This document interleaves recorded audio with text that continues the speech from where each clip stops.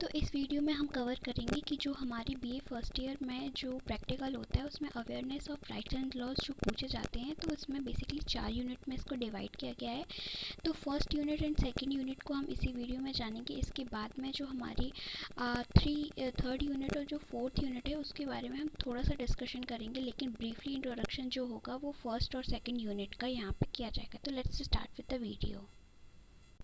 सबसे पहले तो इसमें जो बताया गया है awareness of rights and laws के बारे में, तो ये बेसिकली इस चीज़ के लिए बताया गया है कि जो अवेयरनेस होती है वो अगर किसी सब्जेक्ट के बेस से भी ना देखा जाए तो हमें इतना ज़्यादा इम्पोर्टेंट होता है वो कवर करना कि वो कहीं ना कहीं हमारे जो लीगल राइट्स होते हैं उनमें हमें हेल्प करने में एक तरह से काम आता है। जो हमारे लीगल राइट्स होते हैं उनमें काम आता है और फिर दूसरों की मदद भी करता है और उससे हम एक तरह से अवेयर होते हैं, जागरूक होते हैं, तो हमें उसको बताने की एक तरह से शक्ति आती है और दूसरों की हेल्प करने की भी हमें एक तरह से शक्ति देखने को मिलती है। इसलिए ये कहीं ना कहीं बहुत ही ज़्यादा पढ़ाई के बेस के साथ साथ एक जनरल नॉलेज के थ्रू भी हमें बहुत ज़्यादा एक तरह से लाभ पहुंचाने का काम करता है।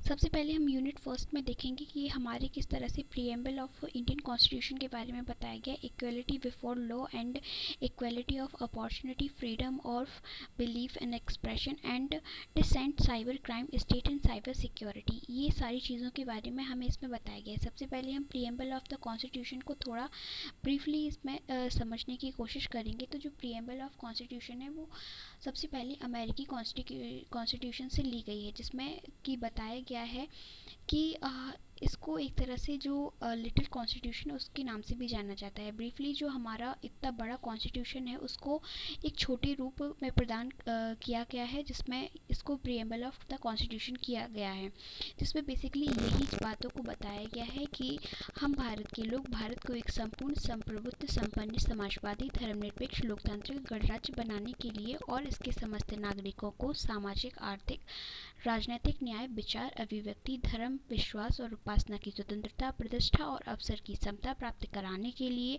तथा व्यक्ति की गरिमा और राष्ट्र की एकता तथा अखंडता सुनिश्चित कराने वाला बंधुत्व बढ़ाने के लिए दृढ़ संकल्पित होकर अपनी इस संविधान सभा में आज दिनांक 26 नवंबर 1949 को एतद द्वारा इस संविधान को अंगीकृत, अधिनियमित और आत्मार्पित करते हैं। तो बेसिकली प्रीएम्बल में इन चीज़ों के बारे में बताया गया है। और अगर प्रीएम्बल की हम अभी तक अमेंडमेंट की बात करते हैं तो इसमें सिर्फ एक अमेंडमेंट हुआ है, जो कि 42nd अमेंडमेंट हुआ था, जो 1976 में किया गया था, जिसमें जो हमारा प्रीएम्बल था उसमें बेसिकली 3 वर्ड्स को जोड़ा गया था। कुछ ऐसे वर्ड्स थे जैसे कि समाजवादी वर्ड है, धर्मनिरपेक्ष वर्ड है और जो अखंडता वर्ड है, इनको जोड़ा गया था। समाजवादी का मतलब होता है कि हम अपने समाज में प्रत्येक व्यक्ति को एक साथ समान रूप से देखें, किसी भी प्रकार से उनसे धर्म, वंश, लिंग, जाति आदि के आधार पर किसी तरह से भेदभाव ना करें। इसके बाद में धर्मनिरपेक्ष वो होता है जिसको हमारे फंडामेंटल राइट्स में बताया गया है कि हम किसी भी प्रकार से किसी भी व्यक्ति से धर्म के आधार पर, कि वो मुस्लिम है, वो जैन है, तो इस तरह से किसी भी व्यक्ति से भेदभाव ना करें, एक तरह से अपने भाईचारे की जो भावना है उसको बनाए रखें। फिर बात आती है अखंडता की। अखंडता वर्ड जो होती है कि हम अपने देश की अखंडता को बरकरार रखें, यानी कि इसमें जो एकीकरण की पावर होती है उसको बनाए रखें हम, ठीक है। तो ये सारी चीज़ें देखने को यहाँ पे मिलती हैं। तो फिर इसके बाद में हमारा जो सेकंड जो चीज़ आती है वो होती है right of equality. Right of equality में बेसिकली क्या चीज़ बताई गई है, फंडामेंटल राइट्स में 14 to 18 जो है हमारे वो हमें एक तरह से इक्वलिटी के राइट्स हमें प्रोवाइड कराते हैं। इसके बाद में जो सेकंड चीज़ आती है right of freedom. Freedom of belief की जो बात आती है, तो हमारा जो 19 to 22 कॉन्स्टिट्यूशन ऑफ इंडिया में जो आर्टिकल्स हैं वो हमें एक तरह से बताते हैं हमारे फ्रीडम के बारे में, जो कि हम किसी भी चीज़ की एक्सप्रेशन की हो सकती है, विश्वास की हो सकती है, तो इस तरह से डिसेंट की हो सकती है। तो इस तरह से जो फ्रीडम के बारे में है बताते हैं कि किस तरह से अपने को फ्री रखना है। फिर इसके बाद में इसके बाद में जो चीज़ें आती हैं वो हो जाती हैं साइबर क्राइम की। साइबर क्राइम आज के टाइम पे बहुत ही ज़्यादा बढ़ रहा है, और इसके लिए मैंने एक अलग से वीडियो भी बनाई है, आप प्लेलिस्ट में उसको चेक कर सकते हैं। बट बेसिक अगर हम साइबर क्राइम की यहाँ पे बात करते हैं तो साइबर क्राइम एक तरह से क्या होता है, एक अनलॉफुल वर्क होता है जो कि कंप्यूटर और इंटरनेट के थ्रू किया जाता है। क्यों किया जाता है? To make money. क्योंकि जो मनी रहती है वो आजकल सबके लिए एक तरह से ज़रूरत का काम करती है, तो एक तरह से सभी को पैसे की नीड होती है, इसलिए साइबर क्राइम किया जाते हैं। अब जो साइबर क्राइम होते हैं वो भी कई तरह से किया जाते हैं। वो वर्ल्ड लेवल पे भी होते हैं, ग्लोबल लेवल पे भी होते हैं, नेशनल लेवल पे भी होते हैं, और अब तो हमारे इंडिया में भी काफ़ी ऐसी जगह पे हैं जो साइबर क्राइम के केसेस देखने को मिलते हैं। अगर हम टाइप्स ऑफ साइबर क्राइम की बात करते हैं तो इसमें बेसिकली जो साइबर क्राइम रहता है उसमें फ़िशिंग होती है, स्टॉकिंग होती है। स्टॉकिंग में बेसिकली क्या होता है, हमारी जो प्राइवेट वीडियोस रहती हैं उनके थ्रू हमको डराया धमकाया जाता है, जिससे बहुत से लोग जो रहते हैं वो स्ट्रेस में आ जाते हैं और सुसाइड करने के तक के केसेस बन जाते हैं। फिर इसके बाद में जो फ़िशिंग होती है उसमें क्या होता है, ईमेल और जो एसएमएस के थ्रू स्कैम किए जाते हैं। बेसिकली आपको ईमेल आता है कि इस चीज़ पर आप इतना ऐसा अपनी जो बैंक डिटेल है वगैरह वगैरह फिल कर दीजिए और आपके अकाउंट में इतना आपको प्रॉफिट मिलेगा, इतना आपको इंटरेस्ट मिलेगा। तो इस तरह से काफ़ी हद तक जो अननोन नंबर से हैं वो फ्रॉड किए जाते हैं। फिर इसके बाद में साइबर सिक्योरिटी भी बहुत ज़्यादा इंपॉर्टेंट हो जाती है। साइबर सिक्योरिटी एक तरह से किस तरह से हम प्रोटेक्ट करते हैं अपने आप को, तो हर एक कंट्री में एक तरह से साइबर सिक्योरिटी अलग अलग रहती है। कहीं किसी कंट्री में कुछ हेल्पलाइन नंबर्स रहते हैं, कहीं में कुछ रहती हैं। लेकिन अगर हम अपनी पर्टिकुलर इंडिया की बात करते हैं और अगर आपके साथ कोई ऐसी घटना होती है तो आप इसके लिए 930 ये साइबर क्राइम की जो है हेल्पलाइन नंबर रहता है, जिसके थ्रू आप अपने जो प्रॉब्लम से शेयर कर सकते हैं। इसके स्थान पर अगर आप अपनी लोकल पुलिस स्टेशन पर भी जाते हैं तो आपको काफ़ी हद तक उसमें कंप्लेंट फाइल कराने में उसमें काफ़ी आपको हेल्प मिल जाती है। और अगर इसके बाद भी कोई प्रॉब्लम्स आती है तो आप जो गवर्नमेंट की वेबसाइट होती है, जो क्राइम की वेबसाइट होती है, उस पर एक तरह से ऑनलाइन इसका रजिस्ट्रेशन भी करा सकते हैं और अपनी जो भी प्रॉब्लम है वहाँ पे इसको शेयर कर सकते हैं। ठीक है। फिर इसके बाद में हमारी जो यूनिट सेकंड आती है उसमें हमें बेसिकली बताया गया है rights of obligations, right to education. फिर इसके बाद में जो राइट्स एंड ड्यूटीज़ रहती है उसमें जो कोरिलेशन रहता है उसके बारे में बताया गया है। फिर इसके बाद में जस्टिफिकेशंस वगैरह, ये फंडामेंटल राइट्स के बारे में बताया गया है। फिर डिजिटल एम्पावरमेंट और through social media and networking siting and citizen chart के बारे में बताया गया है। तो सबसे पहले राइट्स एंड ऑब्लिगेशंस में हम आते हैं, जिसमें हमें बेसिकली एक चीज़ पढ़नी पड़ती है जो कि हमारी कर्मा थ्योरी ऑफ राइट हमें पढ़ना पड़ता है। कर्मा थ्योरी ऑफ राइट होता क्या है बेसिकली, तो जो कर्मा थ्योरी राइट होते हैं बेसिकली इसमें ये बताया गया है कि हमें अपने काम को निरंतर, हम काफ़ी हद तक चीज़ों को पढ़ते हैं जहाँ पे पढ़ते हैं कि हम अपने काम को निरंतर रूप से करना चाहिए बगैर फल की चिंता किए हुए। इसी तरह से हमारे जो राइट्स हैं हमें देते हैं, एक तरह से कर्मा थ्योरी भी प्रोवाइड कराते हैं। जो ये कर्मा थ्योरी या फिर जो राइट्स एंड ऑब्लिगेशंस लिए गए हैं, सबसे पहले ये ब्रिटेन से लिए गए हैं। फिर इसके बाद में जो अधिकार वर्ड है वो सबसे पहले जो आता है, जो राइट्स एंड ऑब्लिगेशंस हम बात करते हैं तो जिसमें हम सबसे पहले राइट्स की बात करते हैं।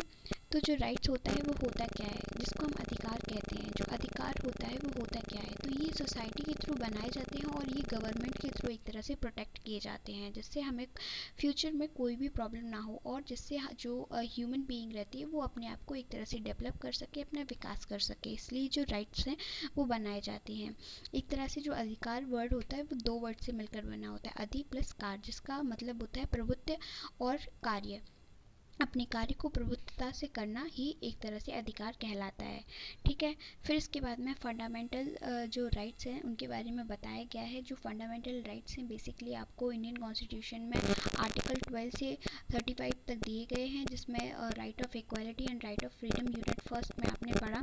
इसके बाद में जो डिजिटल एम्पावरमेंट रहती है, डिजिटल एम्पावरमेंट किस तरह से रहती है, डिजिटल एम्पावरमेंट आजकल होना बहुत ही ज़्यादा ज़रूरी होती है। यानी कि आजकल हम देखते हैं कि जो सारे काम वगैरह होते हैं वो इंटरनेट के थ्रू किए जाते हैं, इसलिए हम एक तरह से जो अवेयरनेस रहती है जो कि किस तरह से काम किया जा रहा है, जो हम डिजिटल इंडिया की बात करते हैं उसमें किस तरह से काम किया जा रहा है, उसको समझना भी बहुत ज़्यादा इम्पोर्टेंट हो जाता है। फिर इसके बाद में सिटीज़न चार्टर होता है।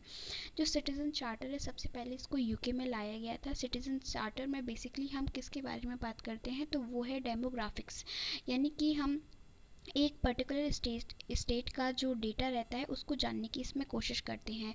या फिर हम इसमें देखते हैं कि जो हमारा जेंडर है एक तरह से वो किस तरह से काम करता है, जो इसमें हम वुमेंस को देखते हैं। इसके बाद में हम जो मेंस का एक तरह से सेंसस है वो कितना है, इन चीज़ों को देखते हैं। तो सबसे पहले हम सेंसस डेटा को देखते हैं, जिसमें कि हम अपना जो इंडिया लेवल पे हमारी जो पॉपुलेशन है उसको देखते हैं। फिर पॉपुलेशन बाय जेंडर देखते हैं, कितने मेल हैं कितने फीमेल हैं और क्या ऐसे रीजंस है जिसकी वजह से जो इनकी जो चाइल्ड की जो मृत्यु दर है या फिर जन्म दर है इसमें डिफरेंस देखने को मिलते हैं। फिर हम बाय स्टेट भी एक चीज़ को देखते हैं कि हमारी इस पर्टिकुलर स्टेट में कितना जो है सेंसस है वो देखने को मिलता है। फिर हम कास्ट के बेस पे भी देखते हैं जेंडर्स को, रिलीजन के बेस पे भी देखते हैं, यानी कि कास्ट के बेस पे कि किस किस जाति के लोग हैं उस पर्टिकुलर एरिया में रहते हैं और किस किस धर्म के जो लोग हैं उस पर्टिकुलर एरिया में रहते हैं। सबसे पहले जो सेंसस की बात आती है तो क्यों हमें ये करना ज़रूरी होती है। सेंसस करना इसलिए ज़रूरी होती है क्योंकि हमें एक तरह से डाइवर्सिटी के बारे में पता चलता है कि हमारा जो इंडिया इतना डाइवर्स होने के बाद भी कौन कौन से कैसे कैसे लोग हैं उसमें, फिर भी अलग धर्म के होते हुए भी एक साथ एक समानता का व्यवहार करते हैं। इसलिए हमें ये एक अपने ऊपर प्राउड फील कराने के लिए भी सेंसस है वो किया जाता है। ठीक है। फिर इसके बाद में जो लिटरेसी लेवल रहता है वो कि कितने लोग पढ़े लिखे हैं कितने लोग कम पढ़े लिखे हैं, तो इन सारी चीज़ों को शामिल किया गया है हमारे सिटीज़न चार्टर में। इसके बाद में हम यूनिट थर्ड को भी यही कवर कर लेते हैं, जिसमें बेसिकली हम किस चीज़ को समझेंगे, जिसमें बेसिकली हम चीज़ को समझेंगे। जो यूनिट हमारी थर्ड है उसमें हम समझेंगे कि जेंडर सेंसिटिविटी क्या होती है, unity in diversity and state and government, national buildings. इसके बाद में यूनिवर्सल ह्यूमन राइट्स क्या होते हैं। तो इन सारी चीज़ों को समझना इज़ वेरी इंपॉर्टेंट। तो हम सबसे पहले जेंडर सेंसिटिविटी को समझते हैं। जेंडर सेंसिटिविटी होती क्या है, यानी इसको हिंदी में कहते हैं लिंग संवेदनशीलता। यानी कि किसी भी बच्चे से जन्म के आधार पर उससे भेदभाव किया जाता है। जैसे मोस्ट ऑफ द विलेजेस में ये हमें न्यूज़ सुनने को मिलती है कि लड़का हुआ है तो अच्छा है और लड़की हुई है तो वो ख़राब है। तो ये सारी जो हम एक तरह से इनइक्वलिटी प्रेजेंट करते हैं अपनी सोसाइटी के सामने, तो ये जेंडर सेंसिटिविटी को बताती हैं। एक तरह से डिस्क्रिमिनेशन करना जेंडर के बेस पे इस जेंडर सेंसिटिविटी कहलाता है। ठीक है।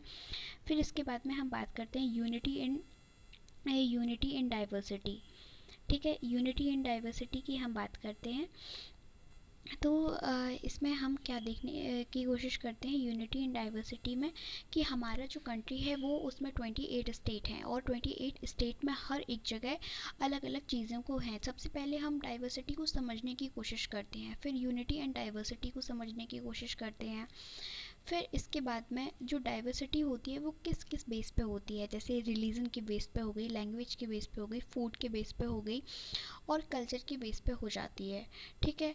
अब जो रीज़न होते हैं किस मतलब क्या रीज़न होते हैं कि जो डाइवर्सिटी हम फेस करते हैं, तो सबसे पहले इसके दो रीजंस रहते हैं। सबसे पहले तो इसके हिस्टोरिक रीजंस रहते हैं और फिर दूसरा रहता है जियोग्राफिकली रीजंस, यानी कि जियोग्राफिकल जो रीजंस रहते हैं। हिस्टोरिकल रीजंस किस तरह से रहते हैं कि यानी कि हिस्ट्री के बेस पे अगर हम किसी भाषा को किसी लैंग्वेज को जैसे हम उत्तर प्रदेश में हैं तो अगर हम हिंदी लैंग्वेज प्रेफर करते हैं और वहीं पर अगर हम तमिल कंट्री साउदर्न कंट्रीज़ में सदर्न स्टेट में चले जाते हैं और वहाँ पे तमिल लोग जो अपनी भाषा है उसको बोलते हैं और हम अचानक से कहते हैं कि आपको हिंदी बोलनी पड़ेगी, तो एक तरह से वो एक तरह से इतनी जल्दी अपने आप को कन्वर्ट नहीं कर सकते। इसके फलस्वरूप हमें काफ़ी हद तक ऐसी जो प्रोटेस्ट वगैरह है वो भी देखने को मिल सकते हैं। तो बेसिकली जो डाइवर्सिटी होती है उसके दो रीजंस होते हैं, एक हिस्टोरिकल रीजंस और एक जो होता है जियोग्राफिकल रीज़न होता है। जियोग्राफिकल रीज़न कैसे होता है, जैसे क्लाइमेट के बेस पे हो सकता है। जैसे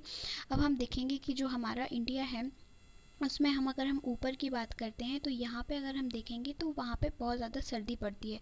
वहीं अगर हम केरला साइड में देखेंगे तो वहाँ पे बहुत ही ज़्यादा रेन पड़ती है, यानी कि जो लद्दाख वाला एरिया है वो बहुत ही ज़्यादा फ्रीजी एरिया है। और वहीं पे अगर हम केरला वाला एरिया देखेंगे तो वो रेन के बेस पे ज़्यादा अच्छा एरिया माना जाता है। तो इससे इनकी जो इकोनॉमिक कंडीशंस हैं वो भी अलग हो जाती हैं, क्योंकि अगर वो फ्रीजी एरिया है तो वो बेसिकली वर्क करेंगे कि जैसे कोई भी चीज़ पे वर्क कर सकते हैं, जैसे स्वेटर बना लिया, तो जिससे उनकी इनकम है एक तरह से बढ़ती है। और अगर केरला साइड में रेन हो रही है तो वो उस चीज़ पे ध्यान देने की कोशिश करेंगे, वो एग्रीकल्चर पे बेसिकली जो धान वगैरह रहता है, चावल वगैरह रहता है, उस पर ज़्यादा अपना फोकस है वो एक तरह से करते हैं। इसके बाद में हम देखेंगे कि जो डाइवर्सिटी है उसके रीजंस भी हमने देखे कि कैसी डाइवर्सिटी होती है रिलीजन के बेस पे, लैंग्वेज, फूड एंड कल्चर। क्योंकि हर एक रिलीजन, हर एक जो स्टेट रहती है उसका अपना एक खुद का रिलीजन होता है। कहीं जो लोग हैं वो हिंदू धर्म को मानते हैं, कहीं जो लोग हैं वो ईसाई धर्म को मानते हैं, जैन धर्म और बुद्ध धर्म। इसके बाद में मुस्लिम धर्म। क्योंकि हमारी जो डाइवर्सिटी है वो एक तरह से उसमें सारे जो लोग हैं वो निवास करते हैं। फिर लैंग्वेज के बेस पे, यानी कि अगर हम देखेंगे, अगर हम इसको नॉर्थ इंडिया में देखेंगे तो बेसिकली ज़्यादातर तो लोग जो हैं हिंदी प्रेफर करते हैं। वहीं अगर हम अगर नॉर्थ ईस्ट में देखेंगे तो ज़्यादातर जो लोग हैं वो इंग्लिश को प्रेफर करते हैं। फिर इसके बाद में फूड जो रहता है हमारे यहाँ पे, जिस तरह से जो प्रोडक्शन किया जाएगा उसी बेस पे हम एक तरह से उस चीज़ को ज़्यादा खाना पसंद करते हैं। और उनके यहाँ पे जो चीज़ ज़्यादातर उपयोग में लाई जाती है उसको वो खाना पसंद करते हैं। फिर कल्चर के बेस पे भी हो जाता है, कल्चर हमारा कुछ अलग है और सदर्न जो साइड है उनका कल्चर अलग है। एक तरह से जो नॉर्थ पार्ट ऑफ इंडिया है वो एक तरह से साउथ पार्ट ऑफ इंडिया से टोटली डिफरेंट है। तो इसमें काफ़ी हद तक हमें देखने को यूनिटी एंड डाइवर्सिटी देखने को मिल जाती है।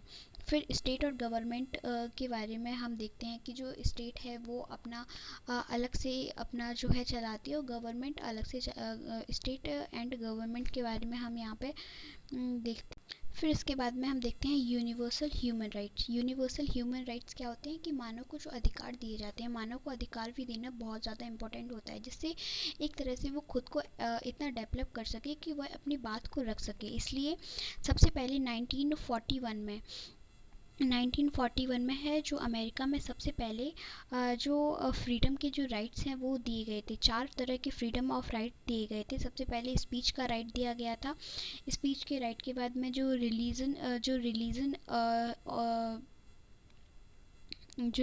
और बिलीफ का राइट दिया गया था। फिर इसके बाद में फ्रीडम फ्रॉम वांट, यानी कि जो जिस चीज़ का उन्हें कमी महसूस होती है, अभाव महसूस होता है, उसकी स्वतंत्रता दी गई थी। फिर इसके बाद में उनको दी गई थी फ्रीडम ऑफ फियर, यानी कि फियर एक तरह से की स्वतंत्रता उनको दी गई थी। तो इस तरह से अमेरिका ने सबसे पहले इसको करना, क्योंकि एक कंट्री जब किसी काम को करना शुरू कर देती है तो वो उसको फॉलो करने के लिए हज़ार लोग आ जाते हैं, और अगर किसी अच्छी चीज़ को फॉलो किया जाए तो इसमें कोई खामी भी नहीं होती है।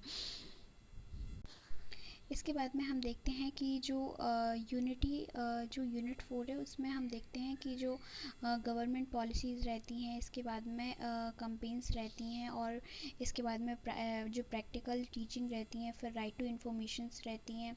तो इन सारी चीज़ों को हम कवर करते हैं, और इसके बाद में जो लोकपाल रहता है उसको हम कवर करते हैं, जिसको हम फर्दर वीडियो में एक तरह से अच्छे से एक्सप्लेन करेंगे। आज की वीडियो में बस इतना ही। होप यू विल, आपको ये वीडियो बहुत ज़्यादा पसंद आई होगी, और आपको नेक्स्ट किस टॉपिक पे वीडियो चाहिए वो आप हमें बताएं, जिससे हमें ये जानने का मौका मिलता है कि हम मोर वीडियोस बनाने के लिए मैं इंस्पायर होती हूँ। Thank you so much.